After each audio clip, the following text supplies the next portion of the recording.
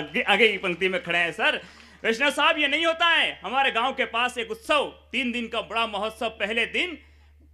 पहले दिन कवि सम्मेलन, सभी बड़े बुजुर्ग डोकरे पीछे जाकर बैठ गए। मैंने निवेदन किया कि आगे पधारो, आपके आशीर्वाद की जरूरत है कविता को। बोले नहीं बेटा, बीड़ी तम्बाकू गुटखा तू पीछे ही बैठने दे। मैंने कहा हो सकता है समस्या हो, बड़े बुजुर्ग हैं। दूसरे दिन भजन संध्या, और जैसे ही गोकुल शर्मा की भजन संध्या, फिर बड़े बुजुर्ग पीछे। मैंने निवेदन किया कि बा साहब आप आगे पधारो, भजनों की आपके जीवन में आवश्यकता है।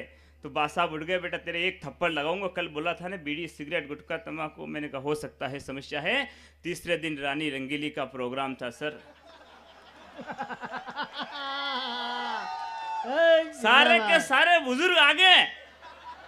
मैंने निवेदन किया, मैंने कहा बा साहब आज गुटखा बीड़ी तम्बाकू वगैरह कुछ नहीं। बोले एक दिन नहीं पियेंगे तो मर थोड़ी जाएंगे। लेकिन ये संस्कृति ये अलग है। ये यहाँ बड़े लोग बैठकर कविता सुनते हैं, माता बहनें कविता सुन रही है। ये हमारे लिए सौभाग्य। आज मैं जब देर से निकला, मेरी पत्नी ने बोला आप कहाँ? मैंने कहा मैं वागड़ में जा रहा हूँ।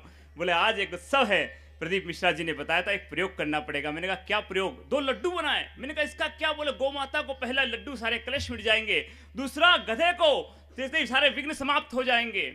मैंने कहा प्रिय, गौ माता तो लंपी वायरस की भेंट चढ़ गई है और गधे गांव में नहीं है। उसने कहा चिंता मत करिए स्वामी, वो मेवाड़ की पहला लड्डू उसने जो गौ माता के लिए निकाला, स्वयं को गाय समझ के स्वाहा कर गई। और वो दूसरा जो गधे वाला था, गलत समझ रहे आप लोग, मुझे दिया कि किसी दूसरे गांव में गधे को डाल देना। कितने एडवांस लोग हैं यार वागड़ में। आप क्या समझ रहे, गधा समझती है?